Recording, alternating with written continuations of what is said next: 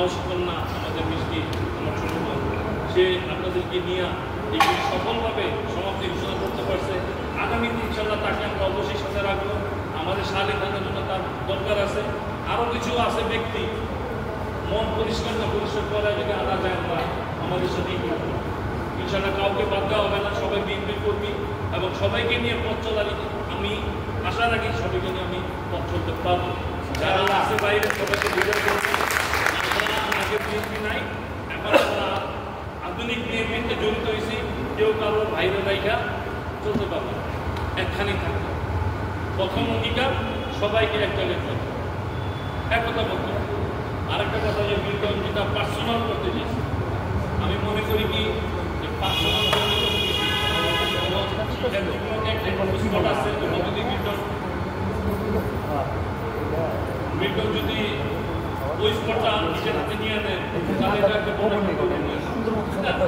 আর কুমিল্লা পার্টির সামনে আমরা একটা বড় প্রোগ্রাম করাই দিই। এটা আমাদের স্পট অনেক আগের বহুত আগের।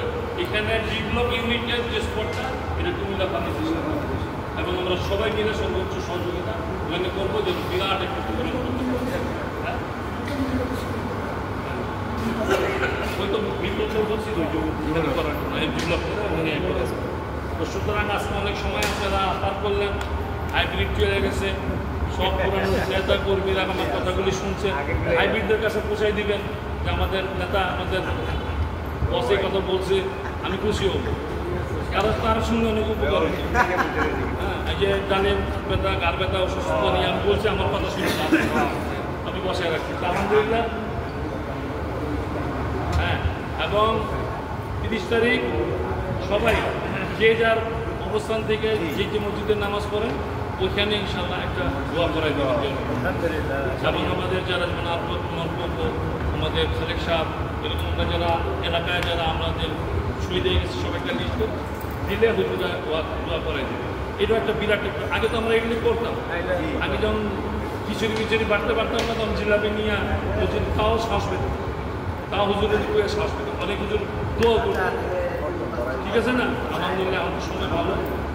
এই কার্যক্রমগুলি আমি মনে করি আগামী কয়টা দিন, আজকে হলো 25 তারিখ, 26 তারিখ, 26, 27, 28, 29, 30, এই 5টা দিন আছে, বহুত সময়। কারণ 28 তারিখ প্রোগ্রামও করতে হবে, আবার 30 তারিখের প্রোগ্রামও সময়। তো সুতরাং সবাই মাঠে নেমে যায়, যে যার ইউনিটে মাঠে নেমে যায়, ইউনিটগুলোকে জড়ত করি, আমাদের যারা নেতা বসে কথাবার্তা বলি, আর ওয়ার্ডের সমন্বয় করে, আর ওয়ার্ড আমাদের থানার সাথে সমন্বয় করে। ইনশাল্লাহ আগামীতে এই প্রোগ্রামটা আমি চাই শালী থানা যেন সর্বোচ্চ সুন্দরভাবে ঢাকা মহানগরী উত্তরের মধ্যে সুন্দরভাবে করতে পারে। ধন্যবাদ আপনাদের সবাইকে। ধন্যবাদ সম্মানিত শালী থানার সম্মানিত আহ্বায়ক SM কাসার পক্ষ থেকে। আমাদের আজকের এই